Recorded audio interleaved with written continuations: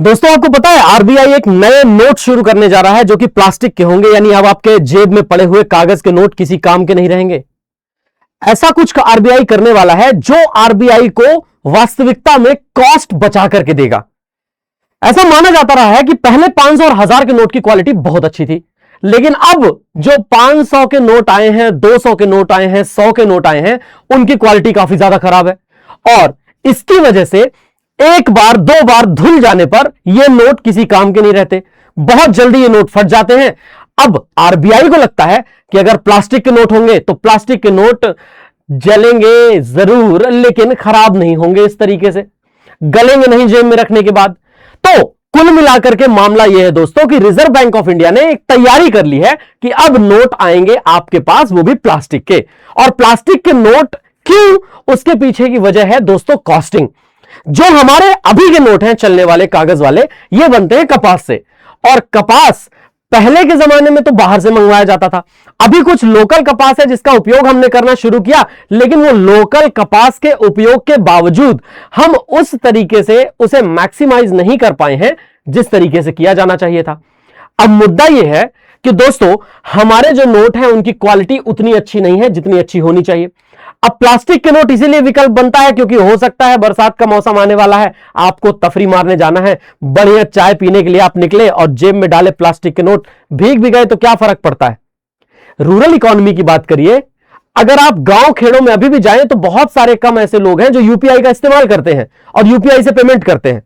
पुराने टाइम पे एक बार यह कहा गया था कि क्या सब्जी वाले के यहां 10 रुपए देने हैं तो यूपीआई के माध्यम से दिए जा सकते हैं। शहर में तो संभव है, क्योंकि जब कांग्रेस के नेता ने यह बात कही थी उस समय पर वास्तविकता में किसी ने नहीं सोचा था कि सब्जी वालों के पास भी यूपीआई होगा और वो आराम से पेटीएम या फोन पे का डिब्बा रखकर बैठे होंगे। आज वो क्यूआर कोड से पेमेंट एक्सेप्ट कर ले रहे हैं, लेकिन हमारे भारत की आधी से ज्यादा जनता अभी भी स्मार्टफोन यूज नहीं करती। और स्मार्टफोन नहीं यूज करती इसका मतलब यह है दोस्तों कि स्मार्टफोन ना यूज करने की स्थिति में वो भाई ऐप इस्तेमाल नहीं करते हैं। अब जब यूपीआई का ऐप इस्तेमाल नहीं करते हैं, वो ऑनलाइन पेमेंट नहीं कर सकते हैं, तो ऐसी स्थिति में तो कुछ ना कुछ ऑब्जेक्टिव लेकर के कुछ ना कुछ विकल्प होना चाहिए ना। बस उसी विकल्प की बात मैं करने जा रहा हूं। तो ये जो विकल्प है ये रिजर्व बैंक ऑफ इंडिया ने अपनी तरफ से दिया है दोस्तों, मद्देनजर रखते हुए इस बात को कि भाई जो नकदी की बढ़ती हुई डिमांड है, नगद चाहिए लोगों को, उस पर फोकस करना है। और उस पर फोकस करते हुए हम प्लास्टिक की करेंसी योजना को पुनर्विचार में लाएंगे। ऐसा पहले भी हो चुका है कि प्लास्टिक की करेंसी को लाने की बात कही गई थी, लेकिन अलग अलग जलवायु में प्लास्टिक की करेंसी का क्या रिस्पांस आता है वो भी तो देखना पड़ेगा। भारत में अगर आप कश्मीर देखिए तो पूरी ठंडी जगह है, कन्याकुमारी देखिए तो नम वायु वाली उष्णकटिबंधीय जगह है। अगर आप गुजरात की बात करते हैं, राजस्थान की बात करते हैं तो वो एकदम शुष्क और पूरी तरह गर्म इलाका है। अरुणाचल प्रदेश की बात करते हैं तो नम और पूरी तरह का ठंडा इलाका है। तो इसका मतलब यह है दोस्तों कि भारत के अलग अलग जलवायु वाले क्षेत्रों में इस करेंसी नोट को पहले पायलट प्रोजेक्ट के तौर पर लाया जाए और प्लास्टिक की करेंसी को चेक किया जाए कि सही से चलेगी कि नहीं चलेगी। अब अगर वो पायलट प्रोजेक्ट सही रहता है, 10 और 20 रुपए के नोट पहले ला करके चला करके मार्केट में अगर वो सही तरीके से चल पाते हैं तो दोस्तों हो सकता है फिर आगे चल करके 100, 200 और 500 के नोट को भी रिप्लेस किया जाए प्लास्टिक मनी से। वास्तविकता में दोस्तों नोट के फटने की प्रॉब्लम बहुत ज्यादा है और मम्मियों के पैंट धोने की और ज्यादा। पता नहीं क्या दिक्कत है कि जैसे ही आप पैंट में कोई भी 500 रुपए का नोट डाल के ले जाइए, मम्मी तुरंत उस पैंट को धुल देंगी। अब जब उसमें से 500 का नोट आप निकालिए तो फिर उसको प्रेस कर दीजिए। अब जैसे ही आपने प्रेस किया तो वो हो गया खराब, कई बार धुलने के चक्कर में खराब हो जाता है। तो दुनिया भर में इस समय पर पॉलीमर के जो नोट हैं वो पॉलीमर के नोटों का चलन बढ़ रहा है। और ये इसलिए बढ़ रहा है क्योंकि मैं बता देता हूं आपको, 60 से अधिक देशों में पॉलीमर के नोट चलते हैं, यानी प्लास्टिक के नोट। ये भी याद रखिए 1988 में सबसे पहले ऑस्ट्रेलिया ने ये प्लास्टिक के नोट यानी पॉलीमर के नोट का इस्तेमाल करना शुरू किया था। और Canada, Singapore, Malaysia, Thailand, Indonesia, Romania जैसे देश प्लास्टिक के नोट का इस्तेमाल करते हैं। भाई कितनी बढ़िया बात है ना कि गंदगी लग गई तो आपने धुल दिया और बढ़िया एकदम चिकना कर दिया नोट को। कई बार जो कागज वाले नोट हैं वो गंदे हो जाते हैं, खराब हो जाते हैं, कई बार वो धुलने की वजह से मैले हो जाते हैं और कई बार तो उनके नंबर्स मिट जाते हैं। वो सब प्रॉब्लम नहीं आएगी। आपने बढ़िया निरमा साबुन लगाया, क्लीन करके झकाझक नोट आपके सामने। तो यह भी है कि जो गंदगी वाली प्रॉब्लम है, वह गंदगी वाली प्रॉब्लम और फटने वाली प्रॉब्लम से सुरक्षा मिलेगी। लेकिन मजेदार बात यह है दोस्तों कि आरबीआई का मुख्य रूप से उद्देश्य यही है कि नोटों की उम्र बढ़ाना है और नोट को छापने की जो बार बार की लागत है, उस लागत को कम करना है। बात याद रखें। और आरबीआई जल्द पॉलीमर के नोट शुरू करने वाला है, मतलब आरबीआई ने पूरा डिसाइड कर लिया। लेकिन यही है कि अलग अलग जलवायु वाले क्षेत्रों में पहले इसको पायलट प्रोजेक्ट के तौर पर इस्तेमाल करेंगे। यानी कि जैसे अलग अलग जलवायु हमारे भारत के अंदर मौजूद है, उन अलग अलग जलवायु वाले क्षेत्रों में पहले नॉर्मल लोकल लेवल पर यूज में लाया जाएगा ये वाले पॉलीमर के नोट्स को। पॉलीमर मतलब सिंथेसिस वाला जो पॉलीमर होता है उसी को प्लास्टिक कहते हैं। सिंथेसाइज्ड पॉलीमर को ही प्लास्टिक कहा जाता है। तो पॉलीमर प्लास्टिक नोट की तैयारी में है ही। पटना और मुंबई बैठकों में इस पर चर्चा हो चुकी है दोस्तों। पायलट प्रोजेक्ट के तहत पहले सीमित संख्या में प्लास्टिक नोट जारी किए जा सकते हैं। अब नोटों की शेल्फ लाइफ जो है वो तो कागजी नोट से ज्यादा ही होगी, तो प्लास्टिक का नोट है।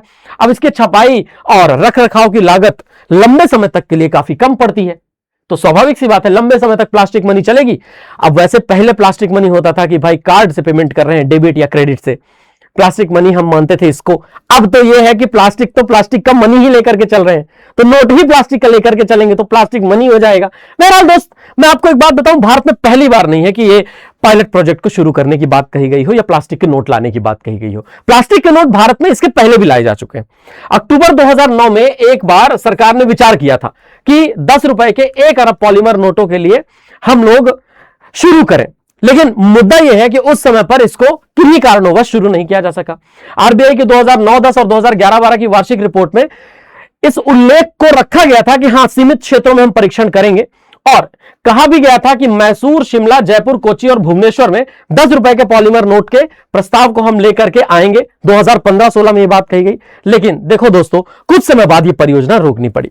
मुद्दा यह है कि तकनीकी बाधाएं थी और तकनीकी बाधाओं की वजह से परियोजना रोकनी पड़ी। दरअसल 10 और 20 रुपए के जो नोट है ना, वो प्रचलन में ज्यादा है, और 10 और 20 रुपए के जो नोट प्रचलन में ज्यादा है उसकी वजह से इनका यूज ज्यादा है, लेकिन ये टोटल करेंसी को रिप्रेजेंट नहीं करते। आइए एक आंकड़ा देखते हैं, और वो आंकड़ा देख करके आपको थोड़ा लॉजिक क्लियर होगा। देखो, नए पॉलीमर नोटों को एटीएम आसानी से पहचान कर सकते हैं, डिस्पेंस कर सकते हैं। फाइनेंशियल ईयर 2025 में नोट छापने पर आरबीआई का जो खर्चा था वो 6,372 करोड़ रुपए बढ़ा है। अब नोट छापने का खर्चा 6,372 करोड़ रुपए, और नोटों की लाइफ कम, तो छापने का खर्च बार बार का, उसको भी तो कम करना है। 23.8 अरब पुराने कटे फटे नोट नष्ट करने पड़े, जो पिछले वर्ष से लगभग 12.5% ज्यादा है। अब इसके साथ एक और दिक्कत है कि जैसे आप मान लीजिए 100 रुपए का नोट डाले हैं, वो 100 रुपए का नोट कटा फटा हो गया, तो अब आप जब लेकर के जाएंगे उसको बैंक वालों के पास, तो बैंक वाले कहेंगे कि 100 रुपए का हम 70 देंगे, जबकि ऐसा नहीं होना चाहिए ना। कायदे से जो भी करेंसी है, अगर वो करेंसी फट भी गई है तो उस करेंसी के बदले में दूसरी करेंसी मिल जानी चाहिए, और दूसरी करेंसी जो मिले वो सेम अमाउंट की मिल जाए, बात खत्म। क्योंकि आरबीआई को तो नोट छाप ही देने हैं कि भाई एक करेंसी 100 रुपए की फट गई तो दूसरा 100 रुपए का नोट छाप दो, मार्केट में आ जाएगा, बात खत्म हो जाएगी। लेकिन ऐसा नहीं है, यह भी एक गोरख धंधा चलता है फिर कि भाई आपके जेब में 100 रुपए का नोट फट गया, 500 रुपए के नोट का फट गया, और पता चले उसका जो बचा आपको पैसा, वो आपको पैसा बचा 50 रुपया। तो सबसे ज्यादा खराब होने वाले नोट हैं 100 और 500 के। और भारत में कैश की मांग लगातार बढ़ रही है। करेंसी सर्कुलेशन भारत में लगभग 42.86 लाख करोड़ रुपए का है। मतलब मार्केट में टोटल 10 रुपए, 20 रुपए, 50 रुपए, 100 रुपए, 200 रुपए और 500 रुपए के 42.86 लाख करोड़ रुपए मौजूद हैं, और इतने नोट भी हैं दोस्त। अब मुद्दा यह है कि 10 और 20 रुपए के नोटों की मांग ज्यादा है, लेकिन कुल मुद्रा मूल्य में इनकी हिस्सेदारी बहुत कम है। तो लोकल लेवल पे जब आप किसी को पेमेंट करते हो, लोकल लेवल पे आप 10 रुपए देते हो, 20 रुपए दे देते हो, लेकिन वो 10 रुपए और 20 रुपए देने वाली बात नहीं है ना। अब वैसे आप 500 और 1000, मतलब 500 और 100 रुपए के नोट या 200 रुपए के नोट देखो तो उनकी हिस्सेदारी ज्यादा है। बीच में 2000 रुपए के नोट आए थे, 2000 रुपए के नोट डिसकंटिन्यू कर दिए गए। जितने भी बैंक के पास पहुंचे, बैंक के पास पहुंचने के बाद वो फिर वापस नहीं आए मार्केट में।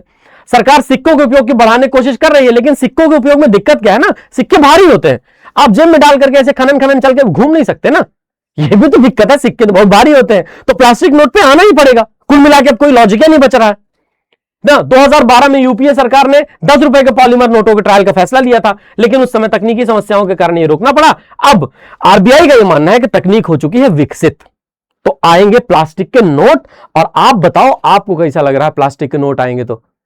भैया एक बार फटाफट से चैनल को सब्सक्राइब जरूर कर लीजिएगा, क्योंकि इस चैनल पे इस तरह के मुद्दे हम उठाते रहते हैं। आरबीआई का जो प्लास्टिक नोट लाने वाला सिस्टम है, ये प्लास्टिक नोट लाने वाले सिस्टम पर आपका क्या विचार है, कमेंट सेक्शन में रखिए। आरबीआई के गवर्नर की इन बातों से आप सहमत हैं कि नहीं है, या प्रधानमंत्री मोदी के द्वारा जो फैसला लिया जा रहा है उन बातों से आप सहमत हैं कि नहीं है। इंतजार रहेगा कमेंट सेक्शन में आपके विचारों का। बहुत बहुत धन्यवाद। ख्याल रखिए अपने और अपनों का। धन्यवाद।